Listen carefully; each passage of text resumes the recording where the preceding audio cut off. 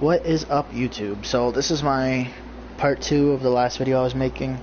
I just so you understand what's going on. I had my main account was Stormy Sky 48. It had all my DLC, had all my stuff, and you know I play with a lot of salty hackers, cheaters, boosters, campers, you name it, trollers, squeakers, everything.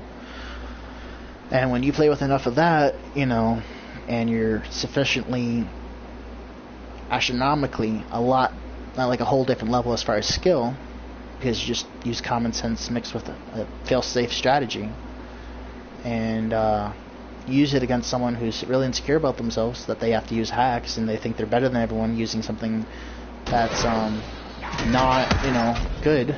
I mean, because you're basically having a computer play for you.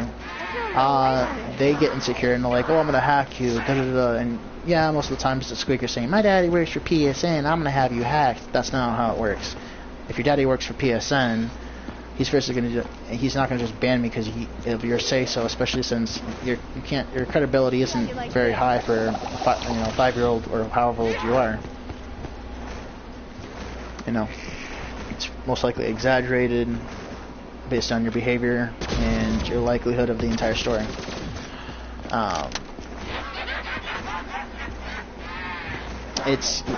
PlayStation doesn't hack. PlayStation bans. That's how it works. People have hacks. It's like K-enable.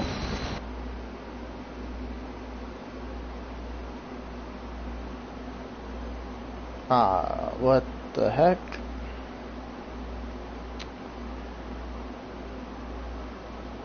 What the heck is going on here? I guess this is where the game ends, or I guess... I guess I can't... No, because this isn't broadcasting. This is a broadcast of the entire game I played. So this is in theater mode, so it should save the entire thing. I guess at this point... I don't know. Does it not save? Anyway, so that's the end of that. I don't know if there's a part 2 in theater mode. I don't know how that works. That's really stupid. Anyway, I ended up getting in the glitch. We accomplished everything. They end up saying, oh yeah, I'm gonna get my 4 or 5 perks and then we can start on the rest of the Easter egg. And also halfway through they're like, oh, you know, we should just start over, and I'm like, why should you start over? Oh, because I lost all my shit. Well, we shouldn't have to start over because of your lack of being able to survive. When you talk on a big game, then you talk the talk but you can't walk the walk, you know. That's not my problem.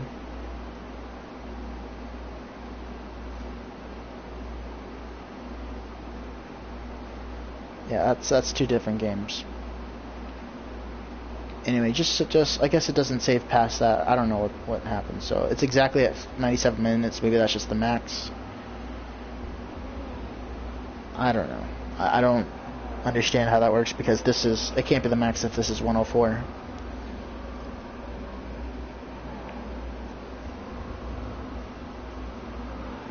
I mean, I'll play this, but I don't think it's going to offer anything. Yeah, so I get the upgraded little Ernies, and they keep dying, grab all their perks and then die, grab all their perks and then die. So I'm like, guys, you know what? I'm not trying to be a dick here, but you're going to keep dying. I said you're going to keep dying. I called it. It happened. I called it again. It happened again. And so why don't you just grab Jug, or get enough points, get what you need to get, and rather than doing things by yourself, why don't you have someone protect you, work together, since you can't survive by yourselves, and, you know, get your shit, go where we need to go, get ready to do the unlimited meatball round for, you know, next part of the Easter egg. And, you know, most of them have short attention spans, most of them are distracted, most of them won't listen, so I'm like, I have to repeat myself, and then some of them will say, you didn't say anything, or I didn't hear you, or you said stop nagging, or stop saying it over and over. It's like, well then, you know, what normal people do when, you know, they ask a question and then someone responds is to respond, and they give the answers to respond. So if you say what time it is, I say it's 11:30, most people say, oh, 11:30, are you sure? Or, okay, thanks. Or, okay, oh, I'm late for an appointment, I gotta go do whatever. You know, they respond. It's common courtesy when you question something, someone questions something and you're given an answer, it's a proper etiquette to respond with a appreciation or acknowledgement, you know.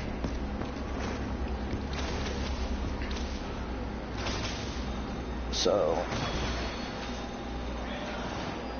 yeah, this is a completely separate game. I was playing with Blaze Ultra, Gmod, and Yoshi. So Yoshi's the squeaker in the game. He's got ADHD out the wazoo, or at least that's my unofficial diagnosis. He seems generally, or not generally, he seems to be sincere, but I think he honestly wasn't trying to troll. I just think either he thinks he knows better, so he's doing things his own way, or he honestly just can't, you know, he can't help himself. We'd say, hey, do this. Okay, I will, and then he doesn't, you know, again and again and again. It's got like, dude, you know.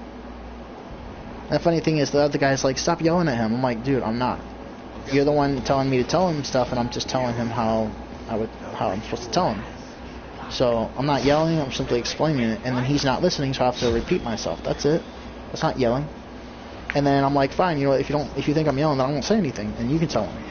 And then the funny thing is, as soon as he starts trying to say something, the kid's, you know, not used to, you know, his behavior is, you know, he's not grasping it really easy. The guy gets really upset. He's not able to deal with someone, you know, he's not able to deal with a kid, you know, mature enough to deal with, you know, like, he's frustrating, he's not able to cope with that. Oh, well, the kid can't keep up, so I'm gonna get frustrated. It's like, well, dude, you know, first off, you're the one getting frustrated, and then you're the one telling me not to yell at him, but then you actually start yelling at him, calling the kid stupid, and why are you playing with us? I mean, yeah, he makes a good point. Why do you want to play with us if you say you can do the Easter egg but you can't, or whatever?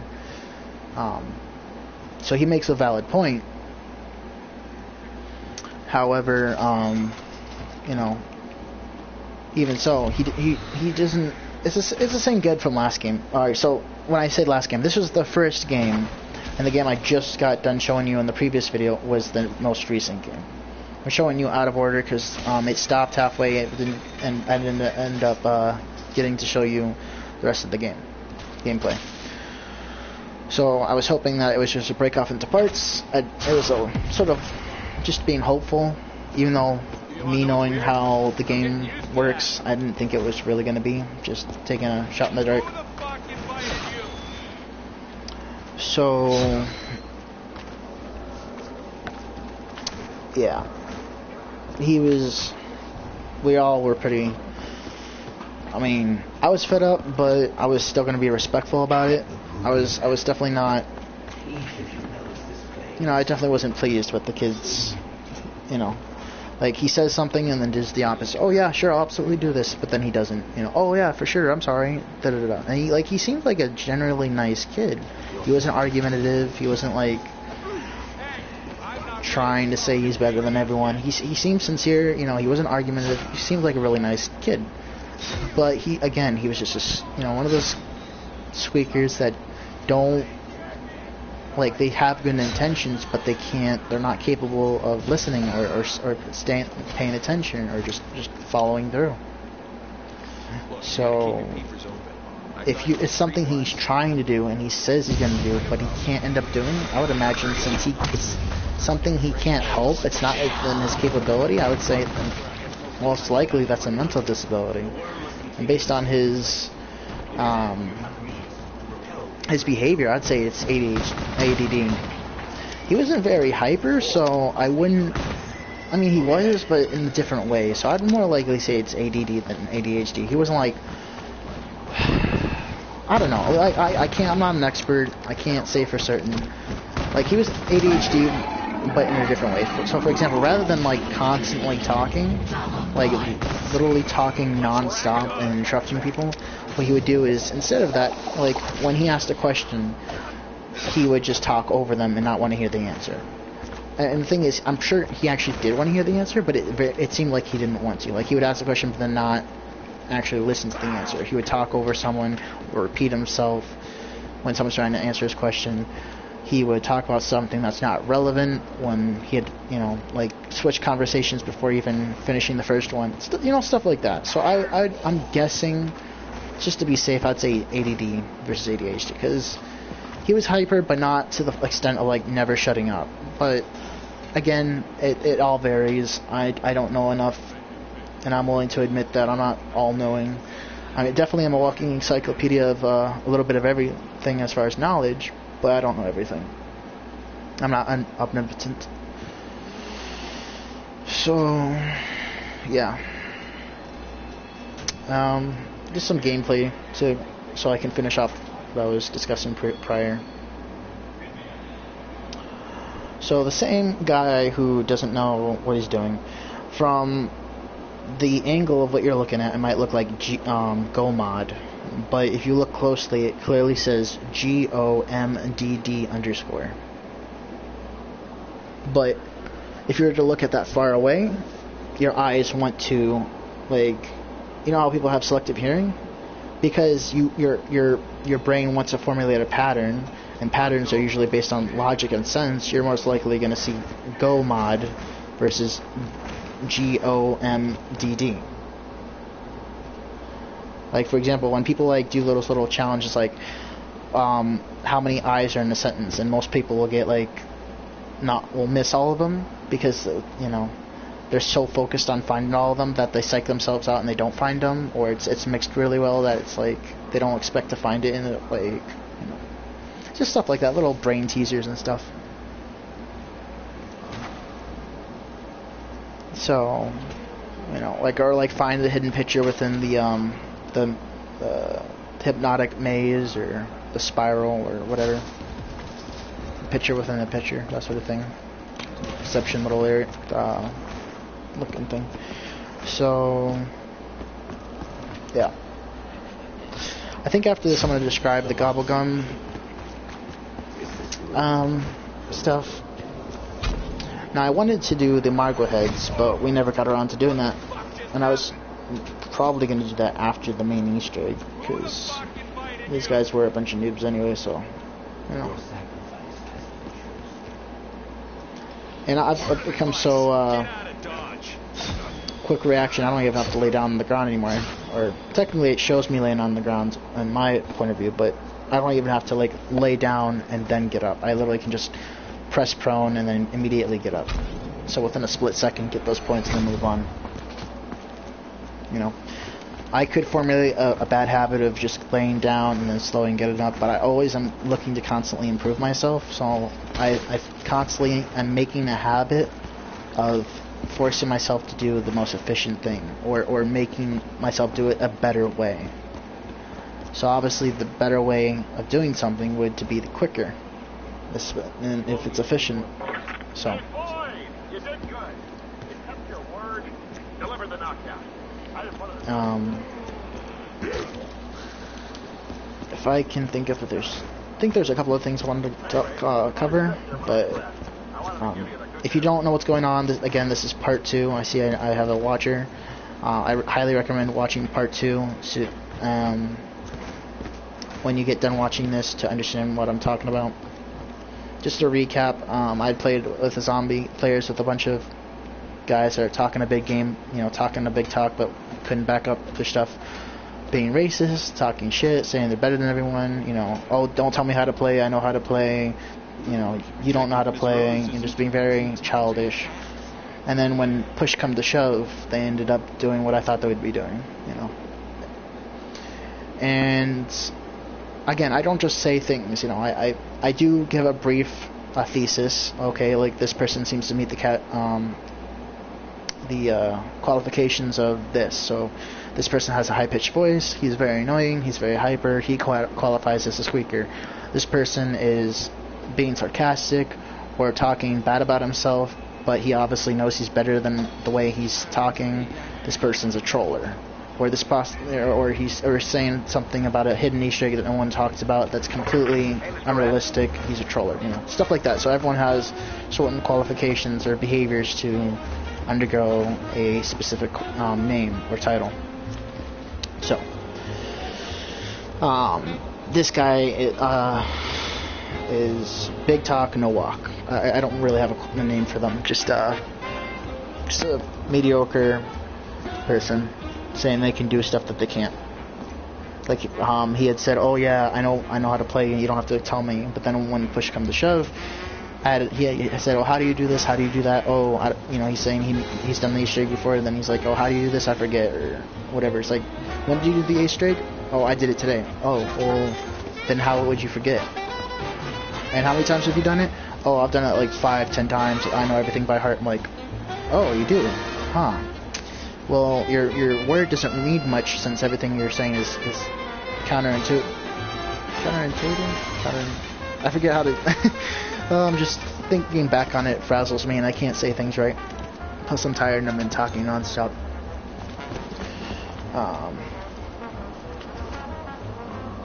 It's contradictory. Fuck. Can't even think of the... I don't know if it's past tense.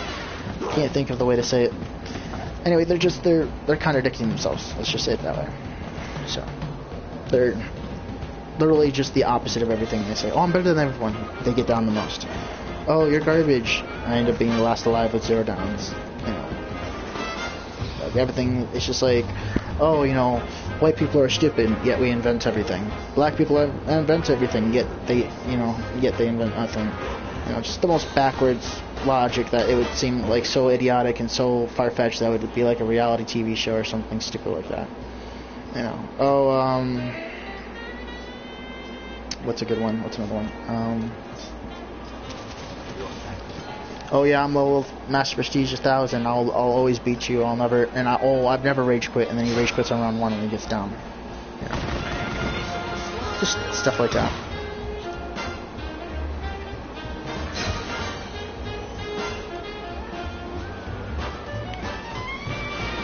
And I'm trying to figure out, like, why do people... I mean, I have the answer. I don't even know why I'm asking the question. I guess it's more for you guys to take away from this, to understand what people like myself go through, which there are very few people like myself that go, but people similar to me. So it's just it's frustrating. That's all I can really say.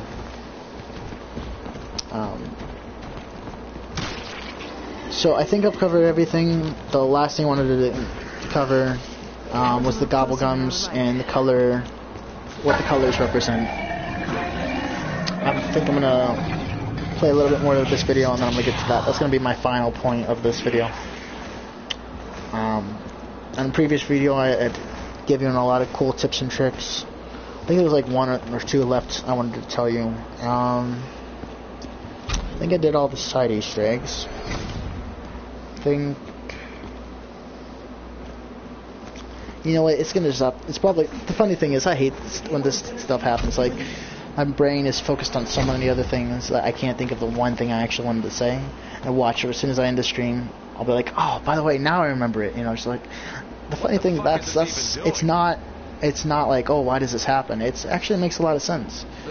When your brain is overstressed on one subject, like why people say, oh, come back to it, you'll have a fresher mind. When you're too stressed and trying to get something done and too quickly, and your brain stresses on something, you're not completely focused on what you're trying to do or say. So it's only natural that when you're no longer thinking about it consciously or stressing about it consciously, that subconsciously you remember it and you're like, oh, there it is, because you're more relaxed. You're not forcing yourself to remember something. But there are times when you try to stimulate your brain, really use it, get the blood flowing, oxygen flowing, all that ends up helping you. It depends. It really just depends on things. So, oh crap, I almost got done, but this game I never get down. I end up with doing everything I usually do. I like every game. I don't get down. With that being said, I don't ever get down except for when people, you know, like I've already showed you in other videos, when people ruining my train, fucking with me. It's basically when people are screwing up stuff that they wouldn't be screwing up. So essentially, if they just listen to me, like they say, oh, how do we do this? But then I give them advice and they don't follow it, well then, you know, what's the point? So if they, you know, if they don't, like, if I'm running a train, I'm never going to go down. They fuck with my train, and they say, like, because the thing is, if someone says they're going to do something, they end up not doing it, like, oh, I won't fuck with the train, but then you don't expect them to fuck with the train, and they end up doing it, you know, that's when it, you know, you're not expecting it, so it fucks you up, especially if you get trapped between a water gun and a horde of zombies. Now, I've learned to just not take everything anyone says with a grain of salt. You can be a level 1000, you can be a hacker, a cheater, master prestige. It doesn't matter to me anymore. Like, everyone is pretty much the same when it comes to that. So I essentially am just like, you're guilty until proven innocent. You know, you're a terrible player until you're proven not to be. Because otherwise, if I'm expecting the best from you, you know, then it's going to be that much more disappointing and frustrating when you say, oh yeah, I know all the Easter eggs, but then you don't know anything about it. You know, you don't know anything about it. So it's better to go in there thinking negative and then have positive results versus thinking positive to have negative results, or it's a less than satisfactory. So, you know. So it's frustrating, very frustrating, like when, you know, someone goes in there saying, oh yeah, I know everything, you don't need to tell me what to do, but then they know nothing, they go down to round 1 and rage quit, or they go down a bunch of times and then either say, you know, oh yeah, I know everything, but then when they ask you a whole bunch of questions that are start to finish Easter egg questions, or, you know, they say they're better than me, but I'm like, well, who has more downs and who's been doing better in the game? I have, but they'll have more downs and just overall more negative traits in the scoreboard. So, oh, here's something I wanted to share with you guys a long time ago. So, here's the thing you guys should understand. When we're talking about YouTube, when we're talking about like leaderboards, when someone says, oh, and that reminds me of something else. All right, here we go. So if someone says, oh, I'm the top in the leaderboards, that's a very slang thing to say, because technically you're not. Leaderboards, there's a difference between scoreboard and leaderboard, or lobby leaderboard. Okay, leaderboard is the leaderboard between your friends or worldwide. You know. Lobby leaderboard is the leaderboard of the lobby. You know, it's self-explanatory. The scoreboard is essentially the game you are currently in, or lobby leaderboard. That could be interchangeable. But I hate it when people say, "Oh, I'm the top in the leader. I have the top score in the leaderboard." It's like, no, you don't. I can check right now. You clearly do not. Yeah, maybe it's me being an English Nazi, but you know. But then they use it interchangeably. Oh, I'm the best in the world. I'm on the top of the leaderboard. It's like, no, you're not. Or I'm in level whatever position. Then it's hard for people to constantly think they're talking about the in-game leaderboard, but then they're actually talking about, you know, insofar as like global, for like generally for all games ever, like all time, not that given game. So when you use two different, you know, things for two different, you know, one word for two different, you know, examples, it gets confusing, especially when you use it interchangeably, when they mean two different things. Yes, they usually mean this, but there's the chance that they are talking about the other things since they're using it interchangeably. So it's not so much someone being an English Nazi, when it's about like 75% of the time I'm talking about the given game, and 25, you know, it's you know, bragging about how they're amazing about a video game. Okay, you're good at a video game. So what? Do you want to say on your gravestone, oh yeah, my life accomplishment was a video game. You know, I got to around 100, you know, 100 billion, whatever. Okay, so that's a little embarrassing, you know. I mean, in my personal opinion, to have on the gravestone. Maybe, you know, if you're a game inventor, and you know, maybe if the world becomes like, you know, sort of online, where it actually, video games take a turn for it actually becomes part of like a community. It's become so part of our society that it becomes something like Sword Art Online, then yeah, you know what? Absolutely. If it decides to be on Gravestone, you know, then that's fine. I'm willing to give them that. But I'm seriously doubting we're that close into doing that yet. I think we do have the technology for something very similar, but I don't think something that's breaking the fourth dimensional wall where you're actually inside a game, you know. And in the show, you know, they're not inside the game, but they might as well be, because they feel it. They don't recognize you know, them laying on a bed. They don't feel anything on their head. They actually feel like they're in a different world. You know, they don't feel anything. They feel, you know, while laying down. They're moving, they're feeling, they're talking, they're eating, they're tasting. You know, all their senses are completely separate from what they are doing in the real world. So it's almost like they're being transported into another dimension or fourth wall. So yeah, I mean, that I would essentially consider that you know, fourth wall, Oculus Rift looking thing.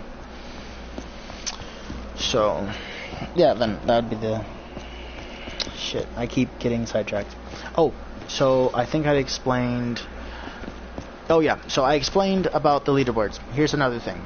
When someone says, "I died, come pick me up," well, if you died, I can't pick you up. You're dead. You got down. Now, this is so commonly used, it's hardly interchangeable. I mean, it is completely interchangeable, but it's hardly. Here's a better way to explain it. Since you're all in one team, you're not against. There's not team v team like on Black Ops 2, where it's 8 players, 4v4. You know, to work together, work against each other, whatever. You know, CDC versus, you know, FBI or whatever it is.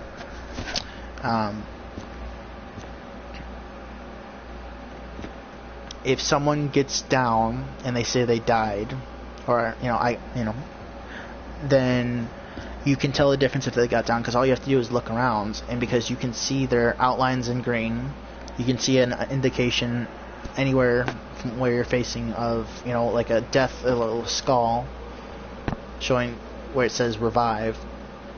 Then obviously you can tell the difference if it's if they're actually dead when they say they die, or if they just got down.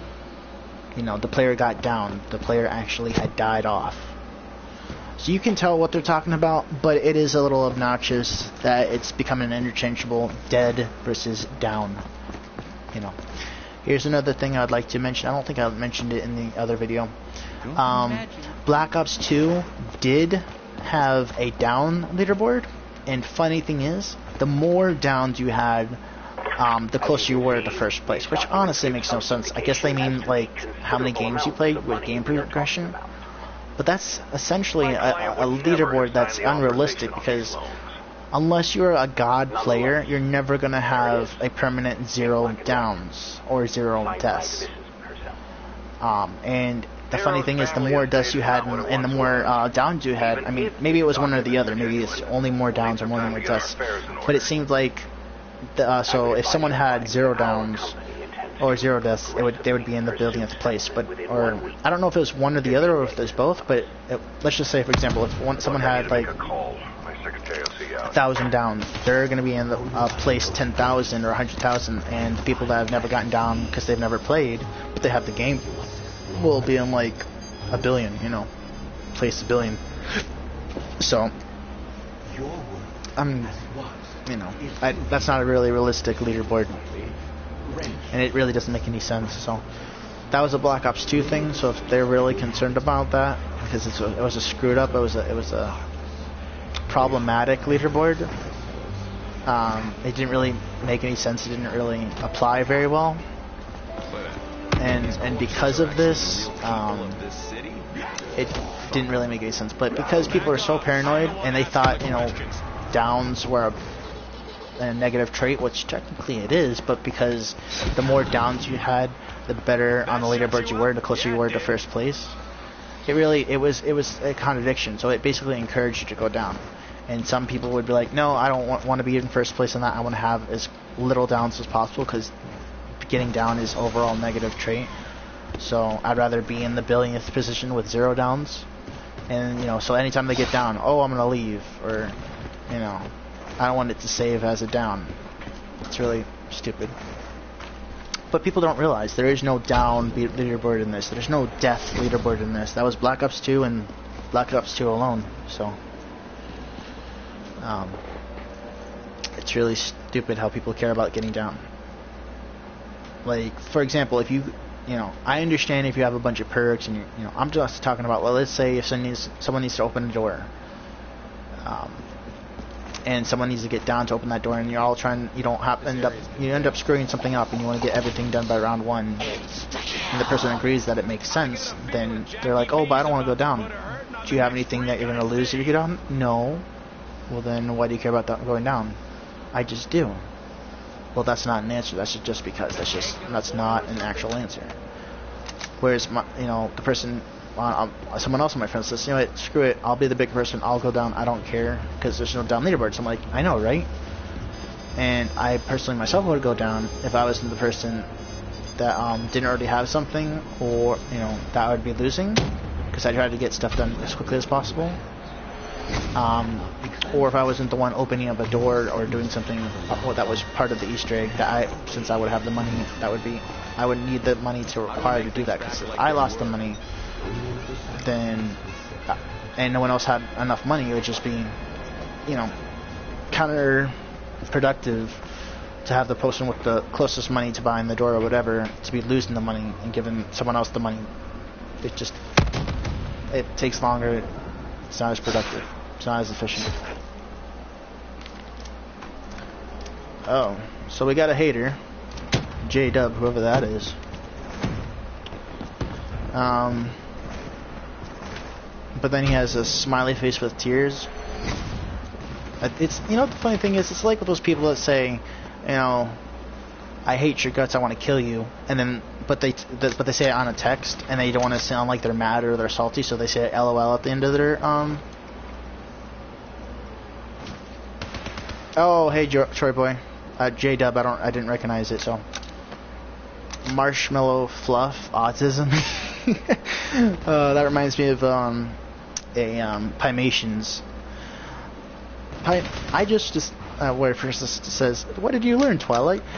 I learned that Pymations animations are slowly more and more becoming autistic. That was hilarious.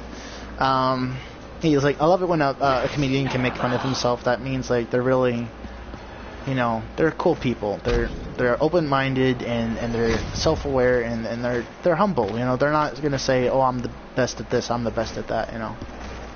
Was poppin', it's Biggie Cheese, ya unfriended me, I'm AO. Oh, LMAO. Was popping. Yo, I cannot speak jive or whatever that is. Was poppin'. I'm assuming through my classes in gibberish that means what's happening, what's going on, like how you doing. It's Biggie Cheese. There's no one on my friends list named Biggie Cheese, whether it be the online ID or the real name. Ya unfriended me, meaning you unfriended me. LMAO. Well, you weren't laughing when we were in the party. You're really salty. And you could check out my previous video if you want.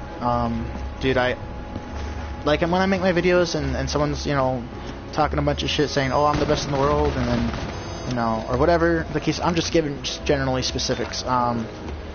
You know, I try to play devil's advocate with myself and them, so I'm not going to just sit there and rip on them all day. I'm going to tell it how it is. So, for example, if the person's, you know, a freaking salty douche, but he's not the worst player in the world, I'm going to say it as is. So, he wasn't the worst player in the world, but he was a salty douche.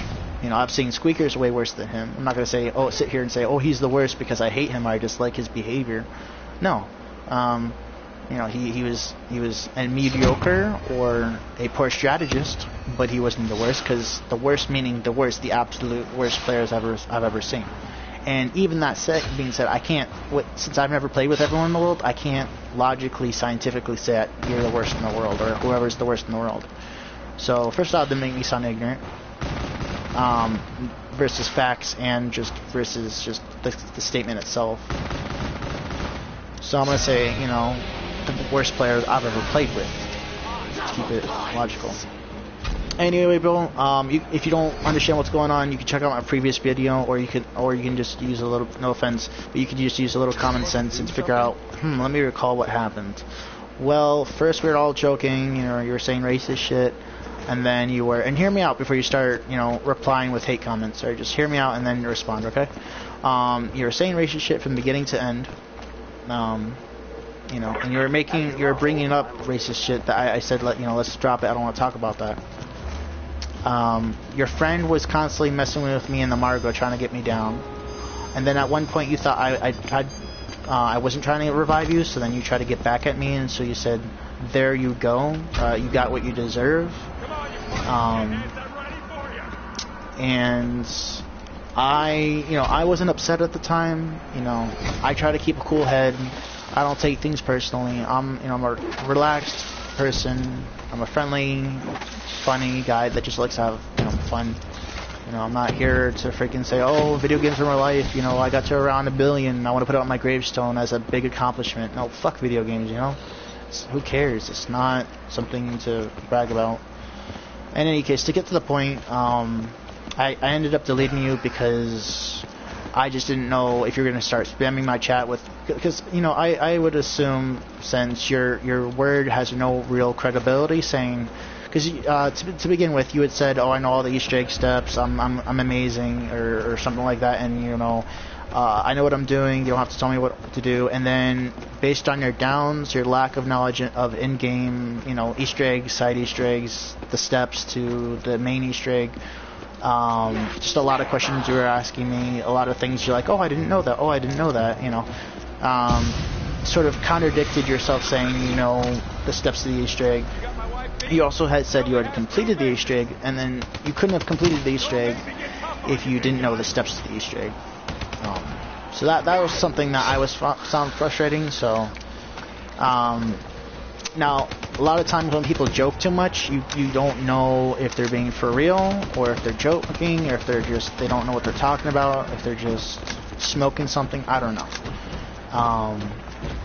Now I did take a lot of what you said just like with a grain of salt, because I didn't want to, you know, try to quote you back, and when you said, oh, well, you said this, but then you said this, you know, like, because I mean, I easily could, but, you know, I'm not trying to argue with you. I'm just like, you know, like, you just said a lot of backwards stuff. So you're like, oh, I know all this, but then you didn't. Oh, I'm a great player, I might even be better than you, but you're not. You know, oh, I'll get less downs than you, but you didn't. Oh, I know all the steps, but you don't. You know, just very backward stuff. And it was a little. I won't deny it was frustrating. And then towards the end, when you had said, you know, I'm not mad, you know, and I kept explaining to you, you know, I was trying to revive you, and then you had said, oh no, you weren't trying to revive me. You know, it seemed like you were sincerely salty, you know, really sincerely upset, and at first I'm like, are you joking? And you're like, oh yeah, I'm just messing with you. I'm like, okay, you know, because it's getting harder to tell because you actually seem like you're sincerely upset. And then towards the end, when you had like 10 plus downs, and then when you were about to hit 20, both you and your friend, and you're like, oh, I'm not going down after this, I promise I'm not going to get another down, but then you got several more downs. And then you started blaming me, like, oh, he's not going to try to get me, he's saying in the glitch, and da-da-da-da. And I kept trying to explain myself, but then I just gave up because you kept asking questions but not wanting to hear the answers. So I'm like, okay, you know what? I respect you as a person, but it's really hard to imagine me wanting to play with you in the future when you're lying straight to my face. You're saying you know all this stuff, and you're this and that, and you're this and that, but you're not. And I'll read your comments in a second, dude. I'm trying to focus. That's how we get things done in this department.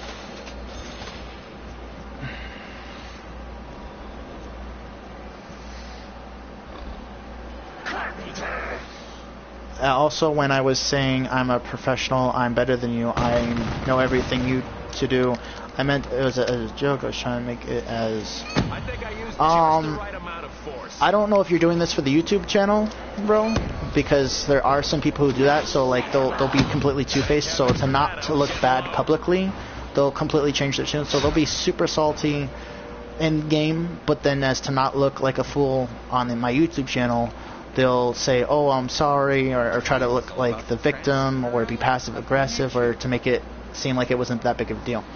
Now, from what your behavior happened to be, bro, I won't deny that it was speculatory in the beginning, and I was willing to give you the benefit of the doubt that you were joking at first, but then you started getting upset, and to confirm that, I asked you, are you getting upset? Are you joking? Are you doing what you were doing before? And you're not saying, yes, I'm joking. So that's one indication, number one. Number two, you were interrupting me a lot and talking over me. Number three, you were starting to resort to petty insults. And number four, you were getting down a lot more. Now, I do realize your skill is very mediocre and not very good. I'm not trying to insult you. I'm just saying with the amount of downs you had at the round it was. With that being said, when someone is stressed out and insecure and already, having to insult someone who hasn't said one, insult to them, to the opposite party, it usually means they're not in focus. They're not at their top game. They're not, their mind is not in the right mindset. So when you're stressed, you're obviously not going to do as well. So obviously, I'm willing to give you the benefit of the doubt that when you were stressed, you were getting down more. Now, I mean, it's understandable. It's not something that's out of this world. So if you get down once, I got down, and it depends on how confident you are in your skills and just what you think is going to happen. So if you think, that's one down, I don't care, just you're confident, then it might not affect you. But when you've got 10 downs and you just keep getting down and losing all your pricks, I mean, yeah, it seems hopeless. But I was offering you answers to your problems. It just didn't seem like you were listening. Like, you might have been, oh yeah, sure, whatever, or no, you're wrong, you don't know what you're talking about. I don't know what it was, bro. I gave up trying to help you. Like, after I'd gotten everything done, helping you guys with the Marguas, because you're all saying, help me, Sky, help me. Everyone's saying, help me, Sky. I'm like, okay. And then you're like, I'll be like, dude, so just to comment before what you were saying, like, you said you're better than me, but, you have more downs. And you're like, shut up. And I'm like, well, answer my question. Do you still think you're better than me? And then you wouldn't answer it. So I won't deny that at first, absolutely, dude. It seemed like you're joking. We're all having a good time. But I will have to say that as time went on, more downs got you more stressed, and more stress caused you to change your personality from joking to sound like you're not joking, but then you said you were, to sincerely being frustrated, and then resorting to insulting me and blaming me for your downs. So that's my 2 cents, bro. I apologize if I upset you. I don't want to... please don't take offense when I'm about to tell you, but I don't think you would agree with this either. Would you really want to be friends with someone who's cancerous? And I don't mean that you're a cancerous person, but here's what I mean as cancerous. If you're going to friend someone that aren't going to show the qualities of a friend, and the whole purpose of it, or one of the main purposes, to play a cooperative game, to communicate and have an equal understanding of each other and respect each other, and then it isn't good to play with someone or be friends with someone who's going to constantly argue, is going to say they're joking, but end up not joking when they get down enough to get insecure enough or upset enough. So... Anyone else dizzy coming back from that? I feel like I'm gonna puke. I'm not trying to, be fake, I'm guessing. That's my assumption. I don't know what FA is. Maybe you just couldn't fit it in. And I appreciate you taking responsibility for that. That's very mature. There's not too many people of your age and just from experience, dude, not overall, but race, just to be blunt, that end up acting like that. So I appreciate your maturity for taking responsibility. And I appreciate you wanting to restart and do a fresh start. I do appreciate that, and it's actually, I've never, ever had someone actually admit they're wrong and accept responsibility and willing to start over and accept responsibility and, you know, learn from their mistakes. So I'm not being sarcastic, I'm not being coy. I'm very proud and happy that you say that. So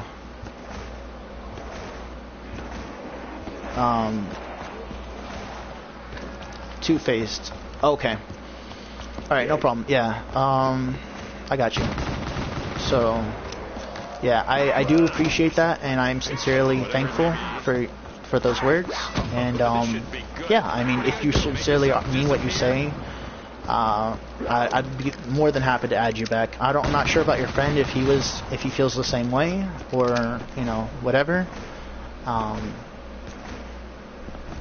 I do apologize if I was upsetting you in any way, but I did honest to goodness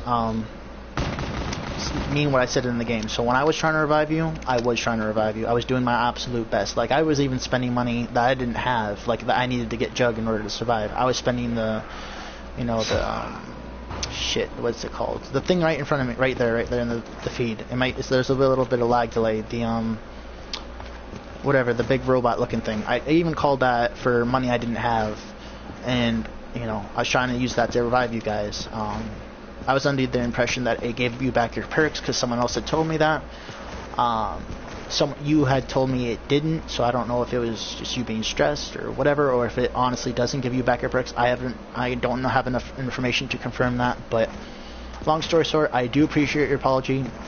You're the first of your kind, or just, I don't mean that race, I mean like ever, like anyone as a gamer. I've never seen someone, I mean, it's sad, but I've never seen someone do something like this and then take responsibility and ask for forgiveness and to try to, you know, restart, refresh, make friends again. So I'm not trying to make this a bigger deal than it is. It's just it is a bigger deal for me because it's been, I don't know, a long time before I've actually been able to play with someone decent and mature like this. So I'm very thankful for that. I'm not trying to gush over it, but it's a surprise because I've never, ever, out of all the accounts and all the friends I've had and gone through, I've never actually seen someone do that. So I'm just very surprised and thankful. Moving on.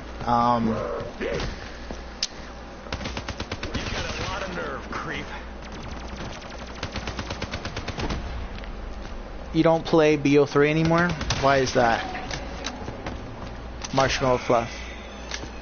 Are you, I mean, just to verify, Marshmallow Fluff, are you who I think you are? Like the game, let's see. Are you GOMDD, or is that someone completely different? Like, are you talking about you're someone but you're not someone else? Like, I'm confused, because Marshmallow Fluff, I thought you were GOMDD talking. So, if you're not, and you weren't in a game that I was with you in, then you're apologizing for nothing. Like, this whole video is about the 2 games I played of zombies, which was with Yoshi, GOMDD, and Blaze Ultra, and then 2 other guys after those 2 rage quit, and we started the game.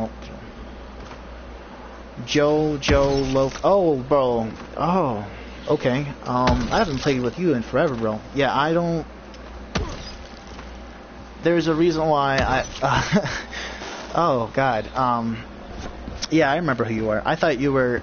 Yeah, I was gonna say that's surprising. I would never expect someone like GOMDD to say something like that. So that's why I was like just gushing, because I not in a million years would I ever expect that. And I was like willing to bet money that someone like him and his you know, just his personality would ever say something like that. So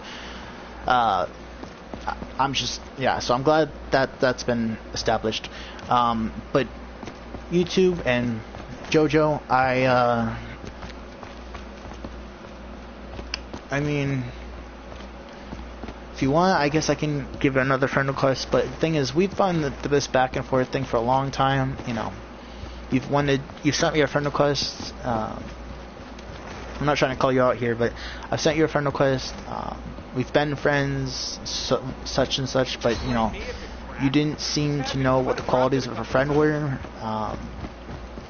And then any time you said you were going to do something and you ended up not doing it, it was very frustrating because then you would blame me and then not see reason, and then yeah.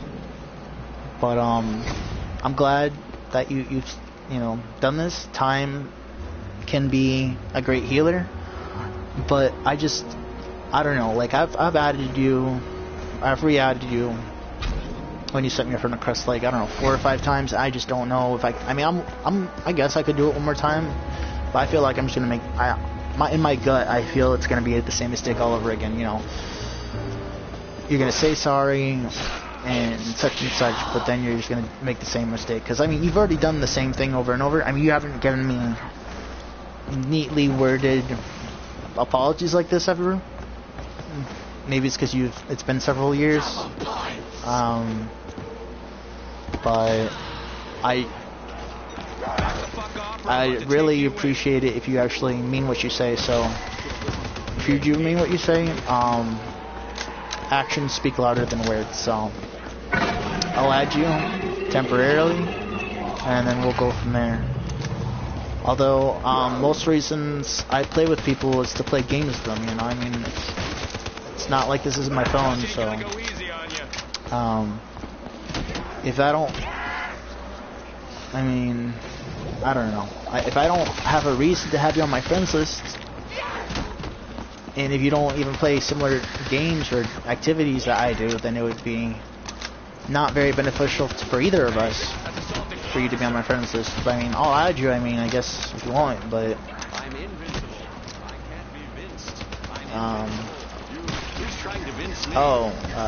Dylan. I think that was in the previous game that I was showing. He was the one that was getting down, I think, the most, and then talking pretty much, I don't know, I'd say I've dropped out just as much trash as his buddy.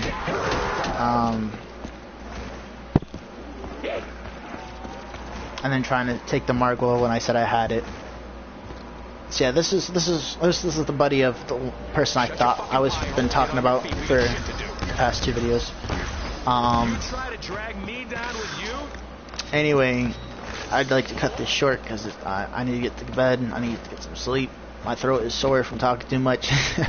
So, just so you guys know on YouTube, like I've already said,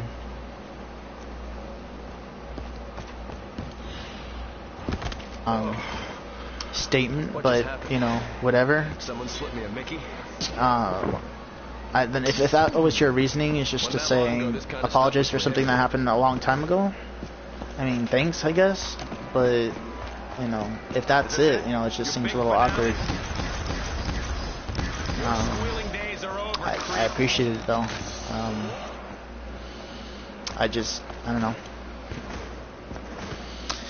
Oh well, I think I'm gonna end the video or start fast forwarding it. You might guys not be able to keep up with this, so I'll just go to the good parts.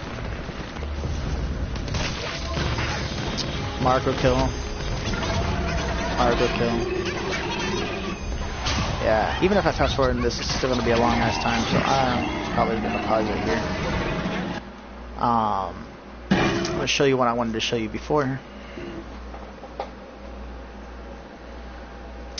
Dylan resulting to petty insults, and obviously I'm not so bad because I did better than the 3 people there and the other 3 people in the other game, so that's insecure petty insult, but whatever. Alright, so let's get to Gobblegums. So, for example, if you get trapped in a corner and you want to survive, even if you're getting hit, as soon as you activate this, I don't know if it goes for any other Gobblegums, but I've noticed this in plain sight and anywhere but here. As soon as you activate it, you become temporarily invincible, and even while you're using it and you haven't used it right away, at the moment you start putting it in your mouth, the attacks don't seem to do anything until they either go away or you teleport.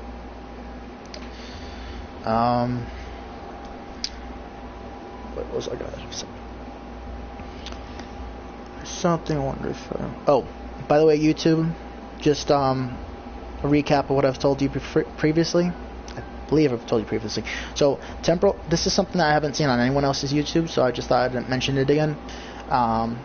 You know, to give you the best and accurate factual logic on gobblegums and just anything Call of Duty related, because there's a lot of misinformation out there, so I'd like to give you the facts straight up. So here's a great thing that you should know.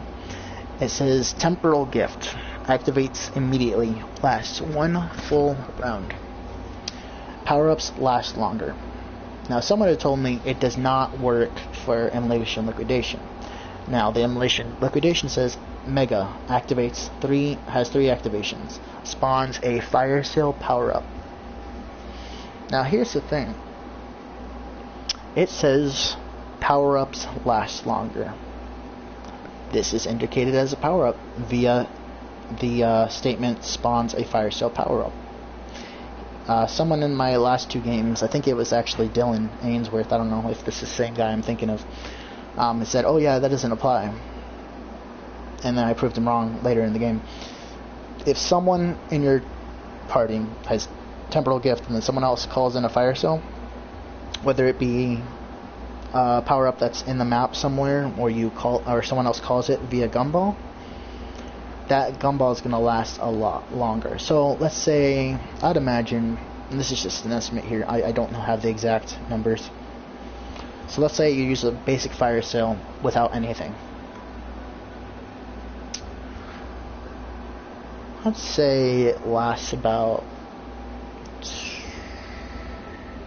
20 to 30 seconds.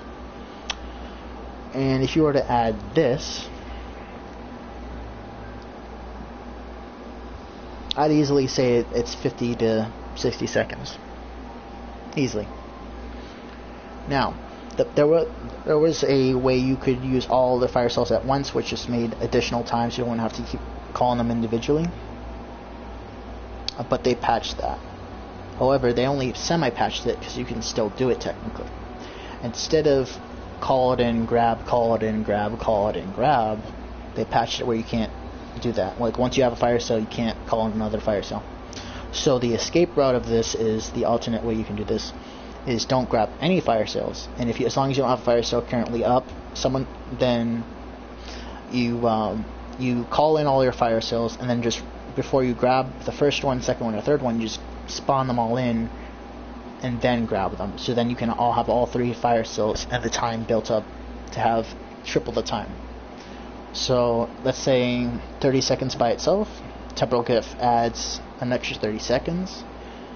And then if you were to, so that's a minute of fire sale, and then you multiply that times 3, then you have 3 minutes of fire sale. That's a long ass time.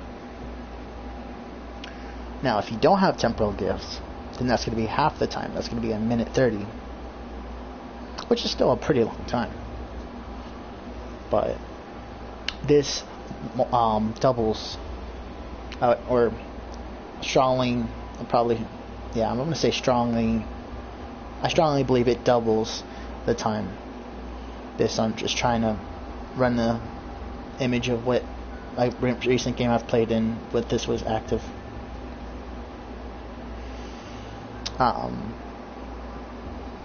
By the way, here's a gobblegum that hasn't gotten enough, really underrated. So here's the thing. If you're lacking in points, and let's say you just spawn in and you have, I don't know, 1,500, and you need some more for like a gun from the box and jug, if someone were to call this in, you'd get an additional 1,500, but with an extra 100, which is just easier for math users. But you get 3,100. So that's enough to hit the box. No, that might not be enough to hit the box and jug, because that would be 2,500. So, but if you're killing zombies while you're hitting the box, then I'm sure you would make up the couple extra points you would need to get jug. depending on what you got first and what you had in your hand. So that's pretty nice. Like, so you end the current round. So if someone, this is great actually. If you think about it, if someone gets trapped in a corner, and you were to apply this, you're saving their life because it immediately ends the current round. Then all the zombies die and you get that many points. However, there have been times when someone's called in a nuke, and because, I don't know if it's a glitch, but because they're already being hit and they're already one shot, they still end up getting down because the animation hadn't finished, and because the same lag delay applies that Call of Duty logic has. So, for example, in multiplayer, if you run away from someone shooting you and you get around the corner, and in your screen it shows you got away from them in time, but then you suddenly die, and then on their kill cam it shows that you never got around that corner. That's because there's lag delay based on the server, your internet speed, NAT type, etc., which is converged to Call of Duty logic, meaning lag delay. So that, I don't know how this, if it just literally everyone instantly incinerates, evaporates, disintegrates, I don't know, or if it applies to like something like a serious nuke where it kills everything on the map like a nuke, but then it doesn't allow any more to spawn and it starts the new. I don't know how it works. I haven't used it yet, so that's something we should try out. This is great if you're trying to do an Easter egg and you just want to get all the doors open. Profit sharing is pretty nice, but I wouldn't recommend it for an Easter egg, because Easter egg, if you want to get shit done early on, here are the best top survival Easter eggs. I'm gonna give this a good recommendation, because if you get trapped and you don't happen to get trapped, if you get trapped and you have a shield in your back and you don't happen to be in the midst of a bitch slap animation by a zombie, and they don't happen to do any damage to you while the round's ending, depending on if it's instantaneous or if it takes a matter of seconds to happen, could be a really good gobblegum. So this isn't iffy, but if it does what I think it does, this is great survival gobblegum. I'm gonna give you the list of the top I don't know, 10 survival gobblegums. 1, round robin. We're going to go from bottom to top, even though that's not a really good order, but we'll just do it that way. Near death experience. I'd say this isn't easily in the top 5. Revive or being revived, so you can do it. It works for both ways, which is pretty damn awesome. By the way, I don't know if you guys realize, I don't know if I've said this in my other videos, but I wanted to say this in my other videos. This applies to no matter what you do. So you don't have to revive them pressing square, you just have to be next to them. And same thing if they're reviving you, they just have to be around you. I don't even know if you can press square when you're reviving them or they're reviving you. Those blue plus signs indicate, like that it's on, and those blue plus signs will still be indicating when you use the beast. So even if you're sliding and jumping, even if you have stamina up, the quickest ways of travel is beast.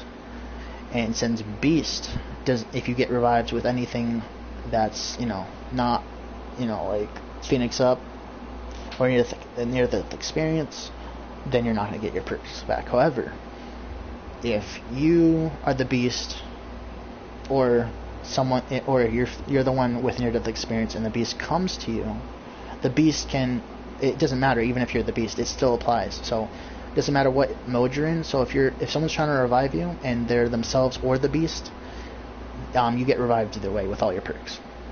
But the great thing about this is the combo that's amazing is that, first off, the beast is the fastest means of travel in the map, and that's pretty cool. And I closely resemble the beast to Alcatraz, because like when you become the ghost, you can electrify things and go through walls. I'm sure it's the similar game mechanics involved. But yeah, so if you have this, now the opposite side, if you're trying to revive someone and you have near death experience equipped and you're the beast, you want to grab the beast and then run to them, and all you have to do is stand next to them and then they get revived. So that's great. So not only do you got the perks that you're reviving, and on the instance if they keep the perks, like for example mule kick, that means they get to keep the gun, because if you get down you lose mule kick, you lose the gun. If you get down and you keep your perks, I mean you keep mule kick, you mean you get to keep your third gun. And then you have all that, plus you have the speed of a beast. That's pretty badass. So that's a major tip you should tell your friends. By the way, I haven't found this on a single YouTube channel, so just like my other videos, another first discover, you heard it here first, folks. Combination of beast and near-death experience equals massive save the day. I've already talked to you about On the House in my previous videos. Fare and Headlights is basically like Weeping Angels from, I think it was first in Doctor Who, like the original, before it was like in Silent Hill or any horror game like the mannequins in the new Resident Evil, or Condemned. I definitely would recommend, if you're going to use like wall power or crate power, to use this as well. Pack-a-Punch, if supported. It basically gives you an ammo type, you know, like turned, burned out, that sort of thing. So I mean, if you're gonna waste your time with these two gums, you might as well add this as the third. And if you're gonna use one or the other, I'd recommend, if you're that's the logic you put behind it, I'd use both and also this. But honestly, here's my logic. I want the best efficiency that gets things done the quickest, and what makes the sense long term. Well, what makes the sense most long term, if we've already done the Easter egg or getting closer to doing the end of the Easter egg, we're going to have so many extra points we won't even know what to do with them all. I usually end up with 30,000, 50,000, 100,000 points later in the rounds, and it's just I have all these points, I can't do anything with it. So why waste my money on something like that when I can just hit the Pack-a-Punch and upgrade it manually, and also because when you Pack-a-Punch, that's a liquid divinium possibility. So when you open up doors, Pack-a-Punch, use the train, any stuff like that, you have the possibility of get liquid divinium. That's where you find liquid divinium. This is basically like the custom perk that has been made on custom maps for like PC. Slaughter Side is essentially banana colada, I think it is, or pina colada. I forget what the technical term is. That's what it is. Slaughter Side. They made it a actual gobblegum. Oh, it's also like the slime jelly gun from Die Rise. No, not Der Ries. We have a clear differentiation between the two. Everyone used to call Der Ries Die Rise because they were lazy and American and didn't know German. When Der Ries is clearly German and Die Rise is clearly American, unless you're talking about something Oriental. Maybe I don't know. Anyway, I'm pretty sure it's referring to English words as far as two separate Die and Rise. With that, like slime gun that made you slide. So maybe that was the first appearance of it. I don't know. I mean, this is okay. Sort of reminds me of the similar thing, but it's limited. It's not unlimited. A power up similar to ghosts. When you melee, you would. I don't think the word would systematically would be. I don't know. You would occasionally get an electricity coming from your melee attack. Phoenix up, near-death experience is better, but yeah, I mean. The thing is, that all depends. If you know you can get to them on time, or if you don't have a beast and you don't think it's gonna work, then yeah, in that one case scenario, then Phoenix Up would be better if you happen to have that gobblegum on hand. Because this is better overall, because it has so many extra traits about it. But if those traits are negated because you're not able to get to them in time, then this you can do it anywhere in the map instantaneously, which is pretty nice. So, although this lasts for 3 full rounds, which is pretty nice, that's an instant, And now, if you do it for 1 person, 2 person, 3 person, it's just 1 activation. So it's whatever happens at that given moment. So it's a give and take, I suppose. My personal favorite would probably be Near Death Experience versus Phoenix Up. And I think, oh yeah, crawl spaces are great for the Horizon Jack, because you know for the skull bow you need crawlers for it to feed that base. Burned Out is basically a What is Wine substitute. This is basically gun game and a gobble gum. Really not useful unless you like literally have no ammunition left. But I would never imagine I would equip this, except for fun. It would be more of a whimsical gobble gum. Alright, so to the explanation of gobble gums. Now, if I recall, I think I told you guys that, so I'm just head off it for a second. I think it was purple is activations, like a given activations you can activate at any time you wish. Blue was round based, like it lasts for a certain round. Green was time based or environmentally time based. And orange, I guess it had to do with your character. Anyway, let's see how right I am. Alright, so blue, 3-4 rounds. Blue, 3-4 rounds. Blue. Well, I guess that applies for classic. What about mega? Yeah, blue says last 3-4 rounds again.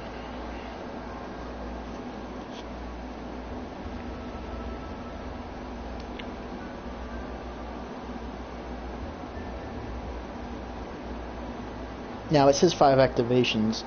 That doesn't necessarily mean you get to activate it like pressing up on the D-pad and then you activate it and you melee. I think it's 5 activations, meaning you melee, it counts as 1 activation. Yeah, see, because it says auto activates. So you don't press up on the D-pad, it's automatic. Zip. Yeah, so they're all active, meaning anything having to do with you, like interaction with you or the zombie. So orange is automatic. They're all auto. Blue are usually stored activations, meaning you can hold them till later. Green activates immediately, excluding the orange of Perkaholic.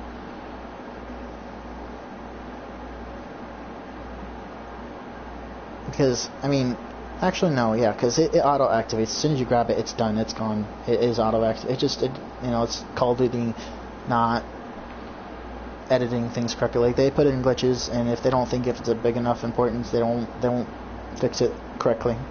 It is an auto-activation, because once it's auto-activated, it's done. It's one time, one and done. And you can't stack Perkaholic on top of Perkaholic, so you don't get anything afterwards. And as far as I recall, if someone has all the perks and then you give them, someone gets on the house, I think Samantha just laughs and that's it. I mean, for them anyway. Yeah, so a couple things you might have not known. Again, I'll go over them real quick. So blue is round based, usually 3 rounds. I don't think it goes past anything past, yeah. Oh, nope. Yep, there is a 3 to 1 round. 3 rounds. Remainder of the rounds. It's round based. That's what it's getting at. Orange automatically activates. Green is minute based. And purple is reserve based, meaning you can call it in whenever you would like, and then it lasts however long it says it lasts. So could be instantaneous like this, could be 10 seconds like this, could be 60 seconds like that, so it just depends. So time, rounds, auto,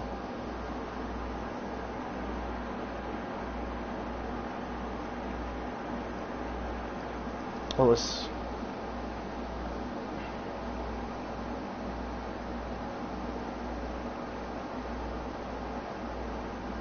Yeah, no, green is auto, and then orange is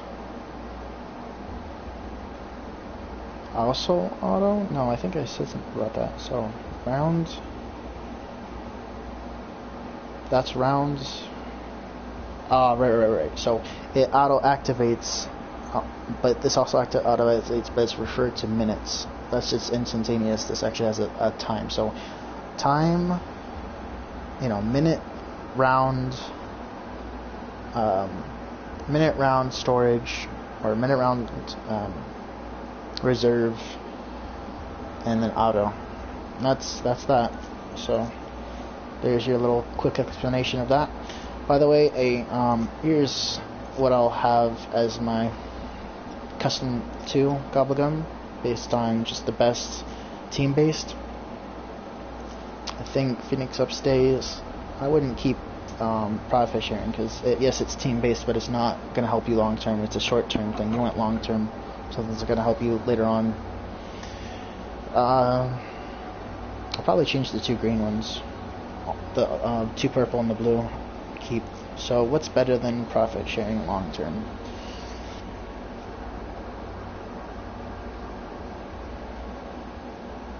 Max ammo, I'd probably say, because you never know when you're gonna not run out of ammo. You're really gonna need it. But get enough purple pods, unless it's not that map. I mean, you could always buy a gun off the wall, so that's not mandatory. Then I'd probably do as a substitute would probably be, but that's 1 activation for 20 seconds versus 1 activation for 2 minutes. As long as if you're in a corner facing all the zombies, you don't need them all to stand still. As long as you're diligent, you won't need them to all stand still. So I'd say that. And then since this is similar, 4 minutes or 1 activation minute, 2 minutes. So I'd say if you're in headlights is not as good as the green one, which makes sense since that's a rare mega. Oh well, since this is further down to the closest to the ultra rare mega. So yeah, that makes sense. Anything I'm missing?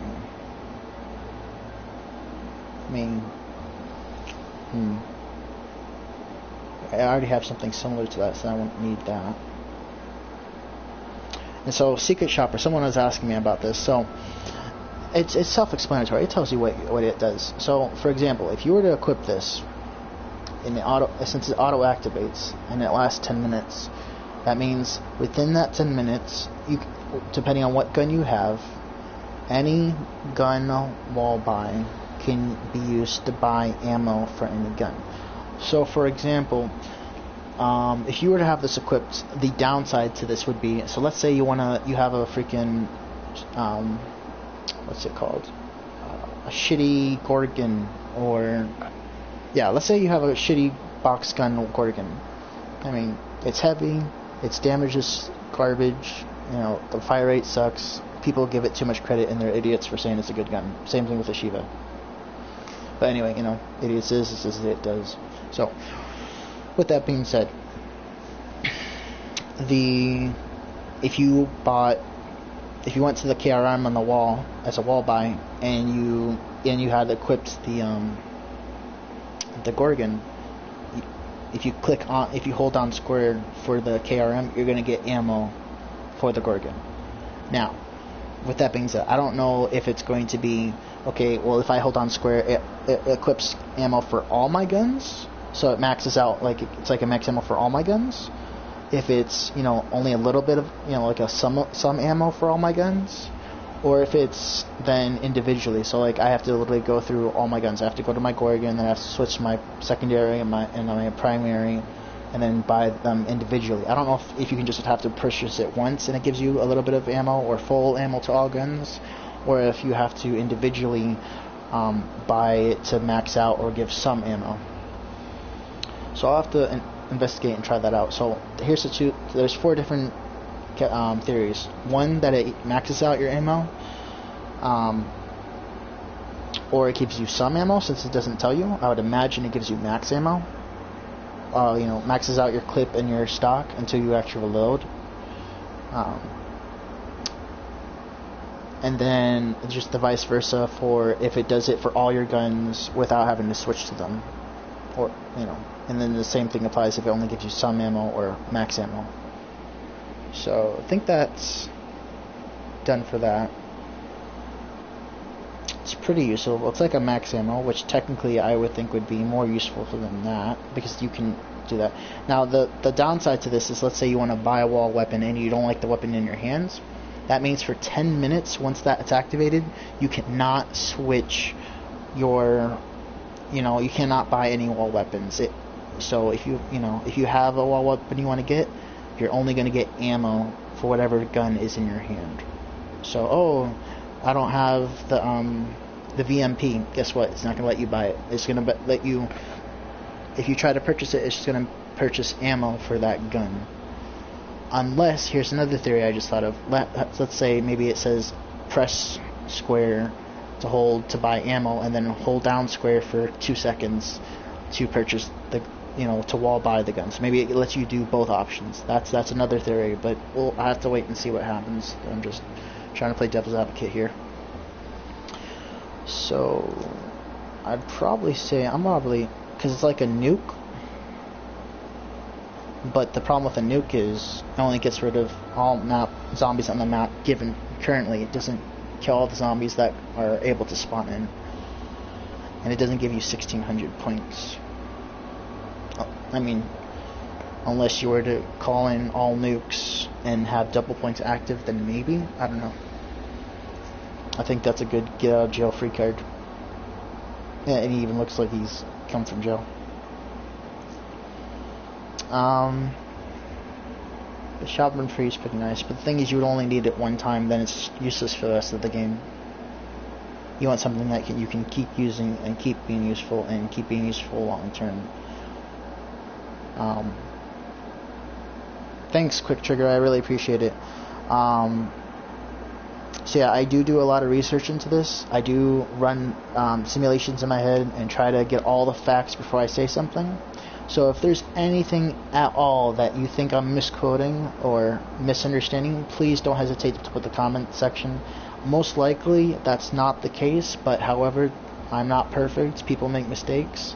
It's not likely, but it is a possibility. So if I ever make a mistake, if you ever have a comment, question, or concern, or a suggestion for future videos, I'd be more than happy to hear it. If it makes you feel better about yourself and help you sleep better at night, go on and spread the cancer. Honestly, I wouldn't advise it. Makes you just look foolish, but you know, whatever. But yeah, overall, thanks for the compliment and criticism / comment. Appreciate it, bro. I would agree with that.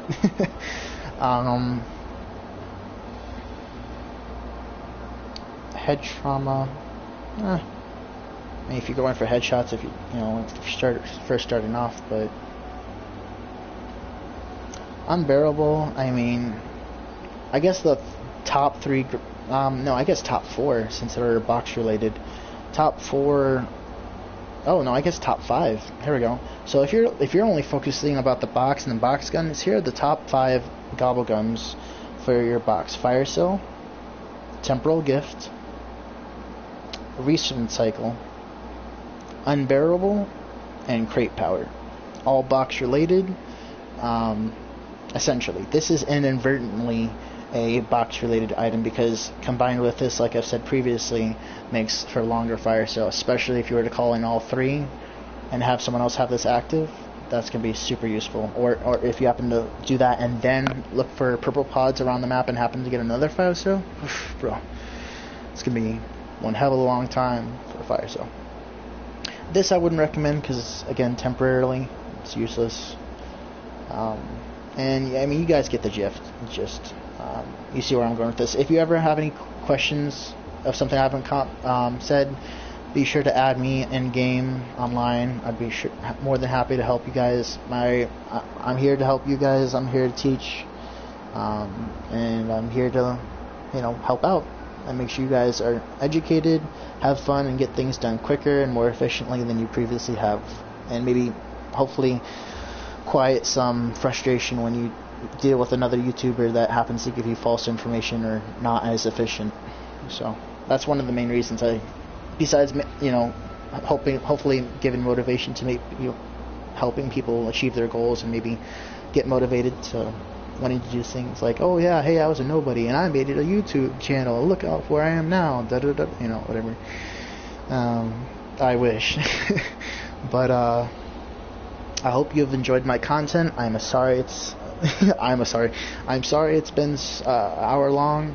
I just, a lot of things on mind. I want to make sure I cover everything, and yeah. I think I've discovered the gobblegums. I'm probably just gonna go over one other thing, and then I'm gonna end the video. And I appreciate all of you who have been watching. Just so you know, Newton's cookbook is a relatively new thing. You should be able to start off with a free distilled. You do start off with 3, I believe, or you have to get it, which is free anyway. It gives you 30 in groups of 10. I need 3 more recipes to get another 30, which is you just keep going on and on. To get a mind blown, I need to. I only need 1 of those. It's not the best deal, but I don't even really use that, so I wouldn't say it's worth it. In any case, there's sometimes really good deals, so you'll probably get 2 useless gobblegums, and then you'll probably maybe have like 1 will cost 2 of them, 1 will be like 2 insta-kills and 1 max ammo, and you'll get like 3 Phoenix ups. So like sometimes it's really good deals, sometimes it's not. So sometimes it'll make you spend some of the useless gobblegums that can potentially be useful, and you're wasting more than you're getting. Other times you'd be like, okay, well, I'm spending like 3 gobblegums, or 2 gobblegums, or 2 in one section and 1 in another, but I'm getting in result like 3 perkaholics. I'd say that's worth it, because if you're getting, and you guys, just so you know, you can get more than 1 gobblegum when doing this. So whether you're filling out 1, 2, 3 of the section's cookbook criteria, on the right, which is the result, it will tell you how many gobblegums you'll get from that.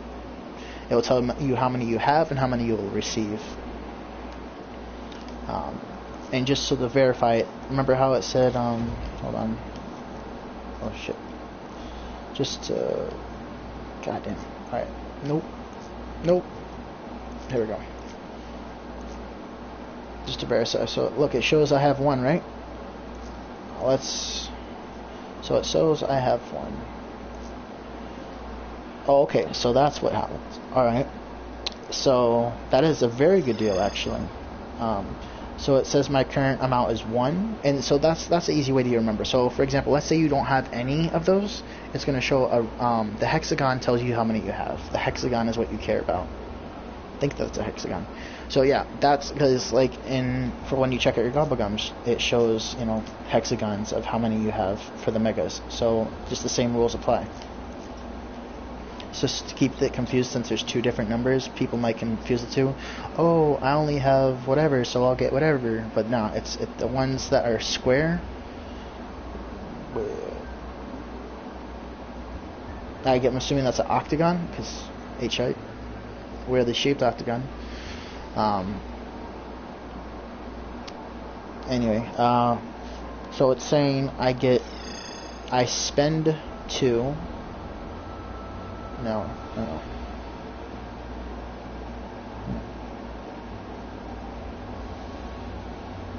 No, hold on.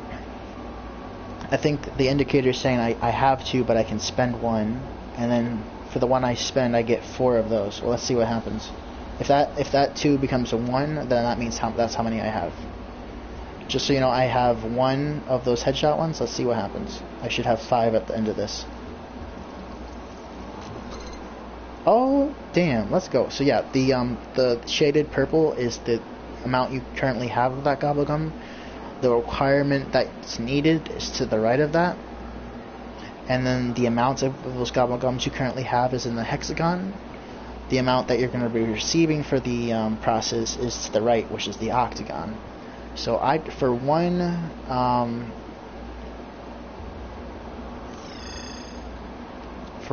whatever that was. Oh, let's check what it is. For one rounds robin, I got 4 mind blown. But I guess I can see the trade-off, because here's the trade-off. So I did get a good deal as far as I got 4 of those. But the reason why I got 4 of those, because, you know, the least rare is a mega, right? So they're thinking, okay, well, that would be a terrible deal if I just traded something that is a ultra rare mega and only get 1 mega back from it. So the trade-off is, if I'm going to trade in something ultra rare mega, then I'm going to get back something more than just 1 to compensate the rarity difference. So I guess that makes sense. I mean, I'm not going to really use either of these, but if I were to use one or the other, I guess it would be this one, because here's the catch with this. This does not kill all the zombies that are around you. This kills all the zombies you're seeing them. So if you're facing the corner trying to avoid getting killed because they're hitting the shield on your back, in order for them to die, you're going to have to call that in. I don't know if it instantly happens. I think it would imagine it actually happens the moment it enters your mouth. So if you're not looking at any zombies, it's either not going to work, it's going to kill nothing, or it's not going to let you activate it until you're facing the zombies. So that's going to be a problem. So unless you have Widow's Wine to give you a chance to turn around, you're going to get fucked. So if you don't have Widow's Wine and you turn around, you're just going to get fucked. You're going to get bitch slapped like 2 times and get down. I mean, it's going to seem like it's 2 times, but it's going to probably be more, because of how many zombies are surrounding you. So you're going to have to face all the zombies. You're going to have to like be the center of the horde. Like if you're in a corner, you want to do a 90-degree angle, turn 90 degrees, face the center of the horde, so everything in your point of your line of sight is going to be destroyed. Now, if that horde is more than your line of sight and it expands past that, which I don't think it would unless you're trapped, you're surrounded, you're not trapped in a corner, then you just want to face the area you want to escape. You face that direction, looking facing the zombies, and then all the zombies in front of you will die, and that will be a means of escape, that's pretty nice. But that has to meet all the criteria. That means if you're trapped in a corner and you want to kill the zombies, if it doesn't let you activate it unless you actually see zombies in front of you, then you're screwed. There's terminal luck. Because I have never used it before, I can't say if you have to look at them that it won't let you activate. Like certain gobblegums won't let you activate unless you meet the criteria. For example, if you try to re-pack-a-punch a gun that hasn't already been pack-a-punched, then you can press up all you want, but it's going to make a fail sound, meaning it won't work. So I think the same thing will apply here. Unless you see zombies in your point of view, even if they're behind you, nothing's going to happen. It won't let you activate it. So you have to have zombies in front of you that you're actually looking at, sort of like Fear and Headlights. Otherwise, it won't activate. So unless you have Widow's Wine grenades left over, I highly wouldn't recommend doing that. I honestly, this takes a skilled veteran zombie player to use this correctly and survive. Honestly, if you're trapped in a corner, what's going to save you more than Mind Blown is this, because this basically acts like a nuke, but it kills all existing future zombies for the rest of the remaining rounds, plus an extra 1,600 to boot. So if you just died and came back, it's most likely going to start you off with 1,500, so that's 3,100 in case you get trapped, or if you just want to use it right then and there. It's also, I would consider, a troll gobblegum, especially if someone tells you to leave a zombie. You got several people training zombies to keep those zombies alive, and you just wanted to troll, like Wave115, which, go check his channel out. Shout out to him, he's pretty cool. Badass, by the way. I've literally, it's real. I have a high, quality criteria, and it's really hard to make me watch every single one of your videos. But I choose to watch things that are either educational or very entertaining. Wave115 does that and more, because he makes me want to watch every single one of his videos, and he does a very, very cool mind game with you. So he keeps it short enough that it keeps you wanting more. Doesn't like over the top do it, which is also what Nate Wants to Battle does. He does short songs that is so good, keeps you wanting more. But he doesn't supply it. Sort of like the same people who watch Firefly. They never finished it because they're afraid that if they finished it, fans would be disappointed. If they left it as where they left it, with all this hype and all these fans wanting more, you're gonna keep it on good terms. You're basically ending it on a good note, like the expression. So, I lost my train of thought. Shit. So yeah. Oh right, like I was saying. So Nate Wants to Battle make short songs, short, sweet, addictive, keeps you wanting more, it basically gives you little samples, appetizers, and never keeps you dangling the main course in front of you like a carrot on a stick for a horse. And then that's what Wave 105 does. He gives you like 2 section parts and then bonus content at the end. And it's a pretty smart way to go. It makes it more enjoyable. And the thing is, even if he hadn't done this, separated it that way, I've enjoyed every bit of his content, and I've watched every single one of his videos, so be sure to check him out. Wave 105 and Nate Wants to Battle. Nate Wants to Battle for music, and he also doesn't do a gaming section, gaming channel. I haven't checked it out, but he seems to know his stuff and seems to be pretty cool. Other gaming channels I'd recommend is Mr. Waffle Waffles, and there's someone else similar to him that's British. I can't remember what his name is. Mr. Dark JD or something like that. There have been a couple of instances where I've watched their videos and it hasn't matched to the T, but it could have been speculation. They may have not known for sure. All I'm saying is I don't know whose channel it is. I'm not going to try to diss someone else's channel on my channel. I'm not about that. All I'm saying, I've watched tons of videos, and there's been times where someone said something and they said, oh yeah, this is the fact, this is how the Easter egg goes, and it hasn't been true. So, or there's been an easier way or faster way of doing it. So go check out those channels out.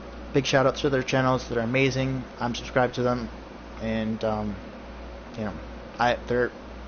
they're 2 thumbs up as far as quality on my channel. Oh, there's someone else that's really funny and also offers game reviews.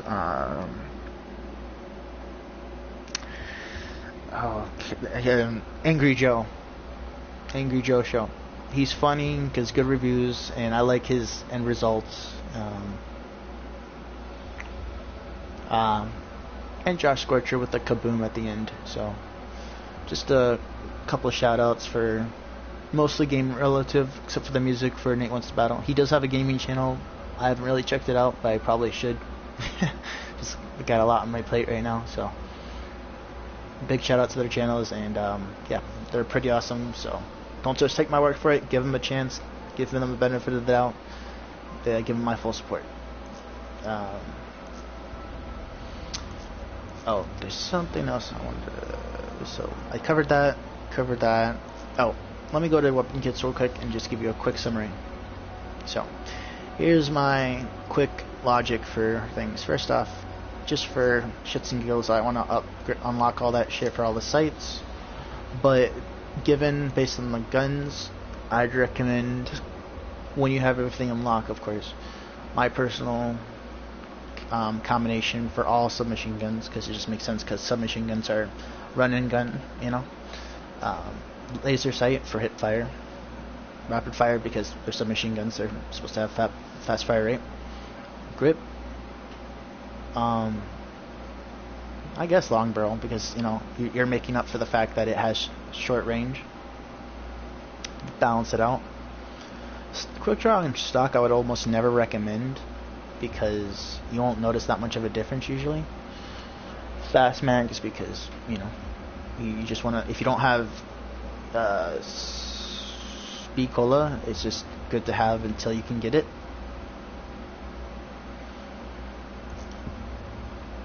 Quicker to reload in case you get trapped in the corner. You don't want to spend too much time reloading. For the sight, when I have everything unlocked, well, I'm not freaking. I remember when there's the original Call of Duty 4 Modern Warfare, not the stupid remastered.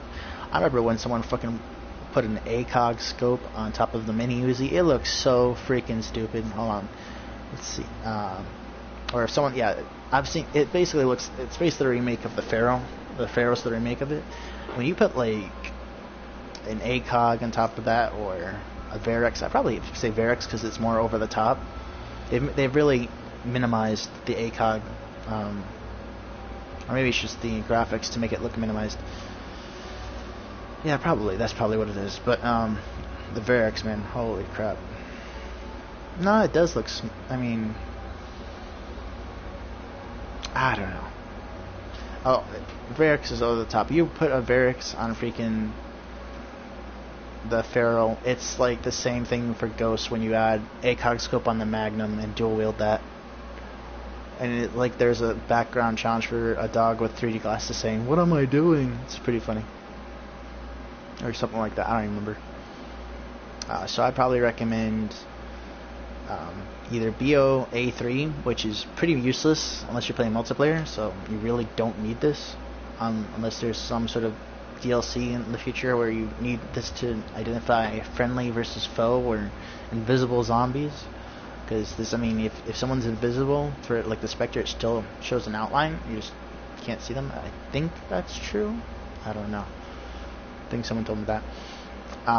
Otherwise, I think the most well-rounded, if you want a good of a scope but not too much of a scope, so that way, you know, you're not zooming too far out, since, you know, it's a close range gun. You don't want to be having too far of a range for a close range gun. It just defeats the purpose. Because you're busy zooming in when you're trying to run and gun. You're not supposed to run and gun zooming in like as a sniper, so that'd be stupid. I'd say the best of the overall, what combines all of these would probably be the Recon. It's steady, it's got pretty good accuracy, and it's something that I'd just go to for all weapons if I had to choose one scope. ELO, I mean, there's not even point of using the ELO because the ELO is just not accurate. It's not enough to, you really would have to, I mean, it's got too much. I mean, when you're shooting, you notice the kick a lot more, so most of the time I wouldn't recommend the ELO. I don't know if they nerfed it. Maybe it used to be good, but I've just noticed like it's not as accurate. Like if you shoot at the head, it's, I don't know, you just notice the kick a lot more, and there's just not as much sight to recognize. Just so you know, you also can't customize the sight for the BO-A3 or the ELO, so just if that matters.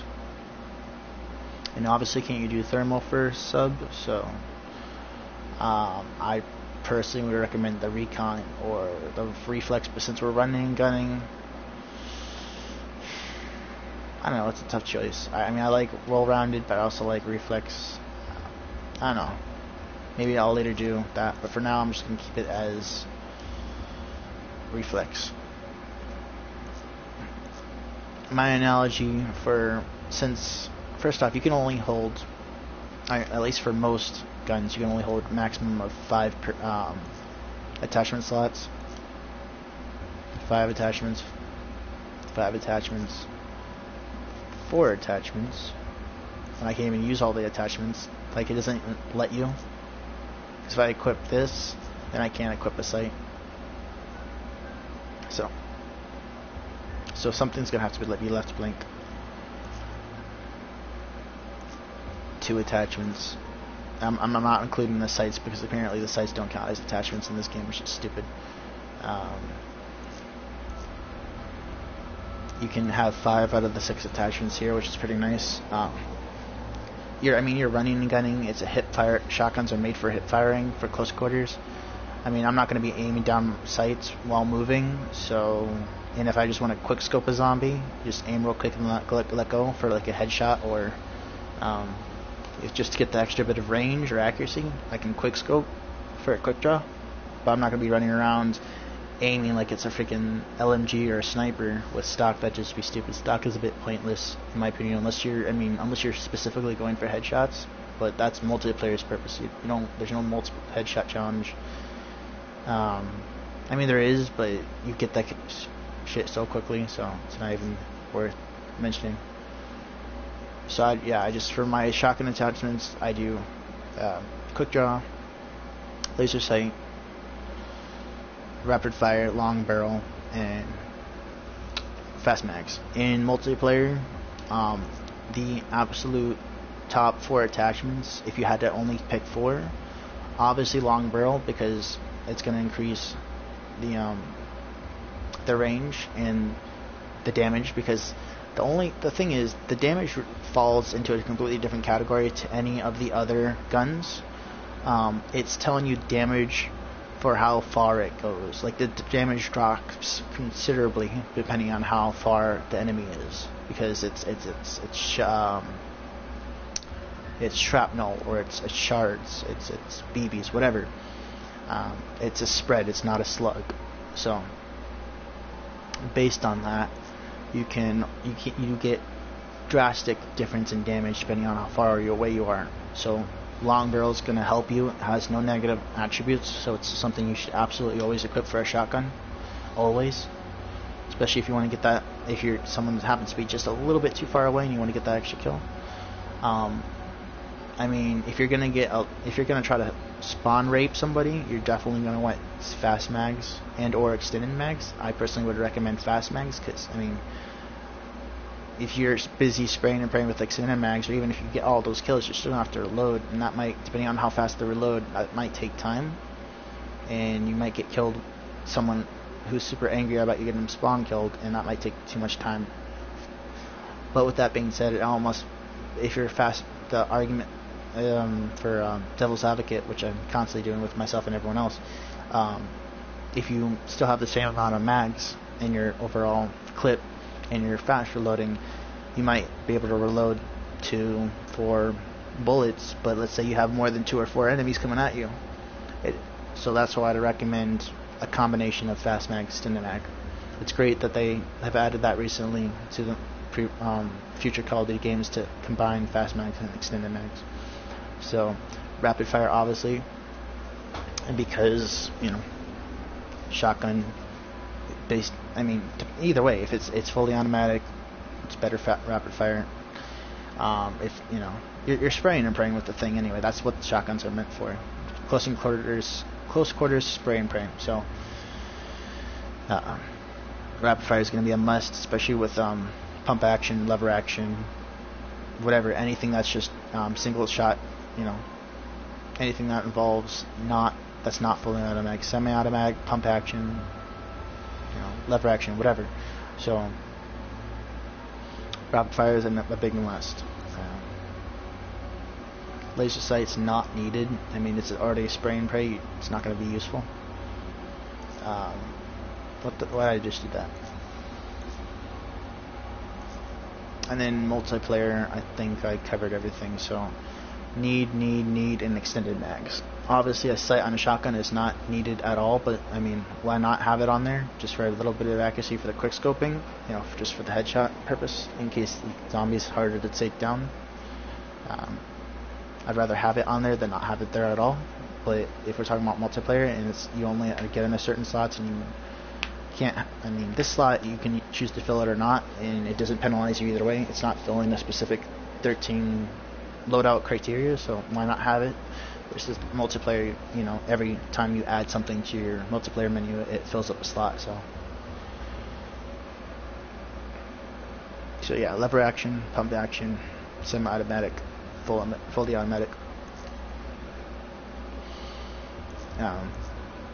And usually it stays pretty much the same. Laser sight, rapid fire, grip, long barrel, fast mag. That's for all assault rifles. I keep it all the same for all the classes.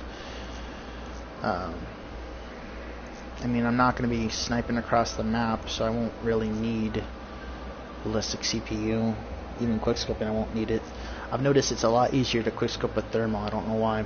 Maybe it just has less kick. Yeah, I seem to notice like it has less kick and the aim seems to be quicker. I don't know. Maybe that's just me. Some of things work for me, and since I can't equip ballistic on top of thermal, that's more Black Ops 2. I add all the attachments I can, since there's nothing else I can add to the extra slot. And I think that covers it. Oh yeah, pistol. Quick draw is not going to be needed. You already aim super fast, you're not even going to notice it.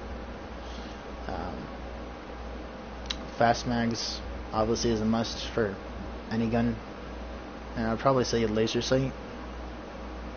You're not going to notice it with long barrel. I mean, unless you're really trying to do across the map shots with pistol, but that would sort of defeat the purpose of pistol. So I'd say it's medium to short range, so you wouldn't really need to do that. And yeah, I think that covers it. I don't think there's anything else I wanted to cover. I think I've kept you here, guys, long enough for almost 2 hours. Shit. But I haven't made a couple videos in a while. A lot I wanted to say, a lot I wanted to teach you, help you guys out with. If I start, if there's something you didn't want to hear, just let me know in the future videos. I wouldn't recommend skipping anything, because even if it is long, I'd recommend just listen to it, because you sit through it, you power through it, you're gonna not regret it, because you're gonna realize you learned something new. I'm going to be in the future, this is to keep the hype up, I'm going to be offering a glitch that nobody knows about, hasn't known about, and hasn't discovered yet for PS3 map on PS3 Black Ops 3. I was originally going to do it towards the beginning of Black Ops, but then I realized every competitor YouTubers that have been showing those glitches, they've been getting taken down. So what my analogy is wait until the next game comes out, or the game after that comes out. So I was gonna say, well, let's see if they're still patching shit after Infinite Warfare, and they're still patching stuff after Infinite Warfare, and that also means that they're patching stuff because it's 2 in 1 game. They're doing stuff for Remastered and Infinite Warfare. So and then they have World War II, Black Ops, or Call of Duty World War II. So I think it would be safe to say once that World War II fully comes out, I will be launching the Black Ops 3 for PS3 glitch. It has not been discovered, and unless you are either a natural at following what someone does shot for shot, it's definitely going to require some practice. It's all about timing and button mashing in the just right sequence. So it's all about really timing. You just have to press everything in the right order at the right time. Otherwise, it's not going to be easy. It's just going to take a lot of patience, and if you don't have the patience, it's probably not worth it. But if you have the patience, you're going to pull through.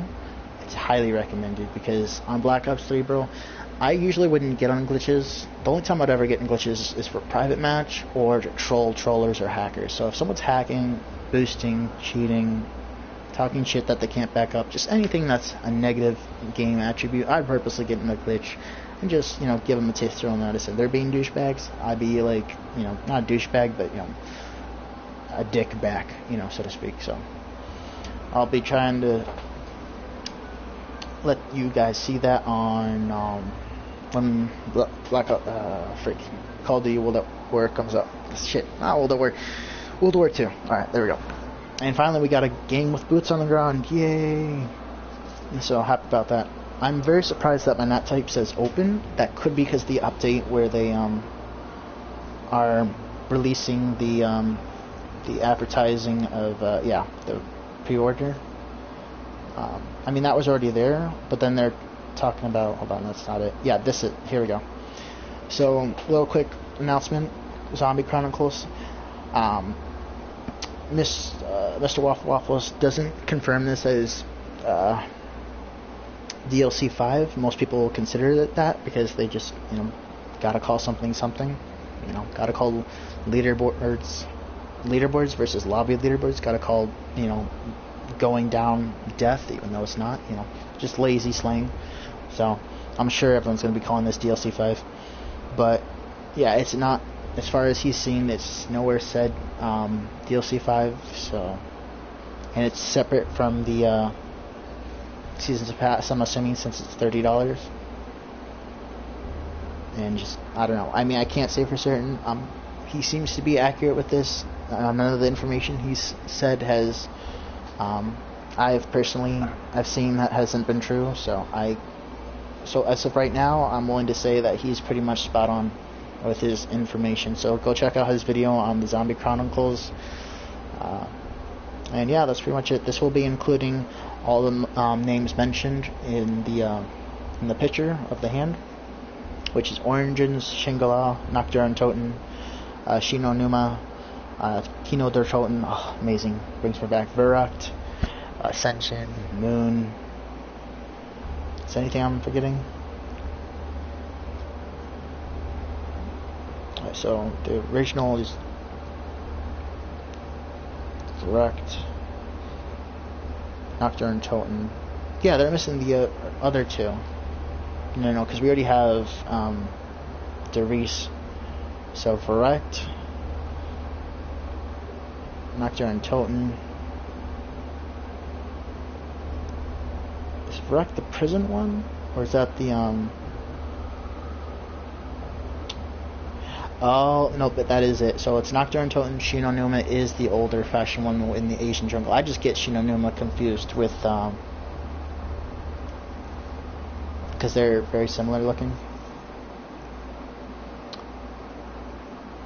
What's it called? Just give me just a sec. Bear with me. I'm almost done. We're at the final home stretch. Shino Numa versus Zetsubo no Shima. Okay, so similar to last word, or if not same last word.